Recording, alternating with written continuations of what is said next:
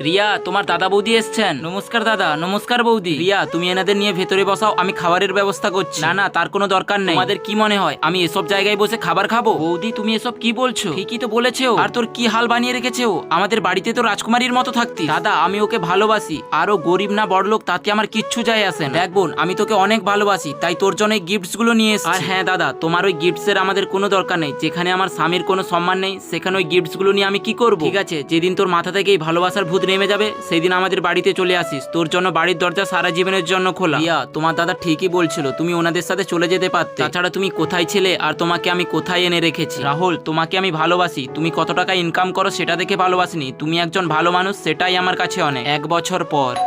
দাদা বৌদি, তোমরা ভেতরে আসো। তোমরা আজকে হঠাৎ করে এলে, সবকিছু ঠিক আছে তো? না রিয়া, কিচ্ছু ঠিক নেই। আসলে তোমার দাদার বিজনেসে অনেক বড় লস হয়ে গেছে, এখন আমাদের সংসার চালাতেও হিমশিম খেয়ে যেতে হচ্ছে। তাই বলছিলাম রাহুলকে বলে যদি তোমার দাদার জন্য একটা জব খুঁজে দিতে পারতে তাহলে খুব ভালো হতো। তোমরা কোনো চিন্তা করো না, আমি ওর সাথে কথা বলে দাদার জন্য একটা জব খোঁজ করে দেবো। বোন, পারলে আমাদেরকে ক্ষমা করে দিস রে। আমরা সেদিনকে তোকে আর তোর বরকে অনেক অপমান করেছি, আর তোদের ভালোবাসার গুরুত্ব দিইনি। রিয়া, আমার ফাইলটা। আরে, আপনারা কখন আসলেন? এই তো কিছুক্ষণ আগে। আসলে তোমার সাথে কিছু কথা ছিল তাই এসেছিলাম, আর তোমাদের সাথে যা ব্যবহার করেছিলাম প্লিজ পারলে আমাদের ক্ষমা করে দিও। ইটস ওকে দাদা, আমি কিছু মনে করিনি। ফ্যামিলির মধ্যে তো এসব একটু আধটু হয়েই থাকে।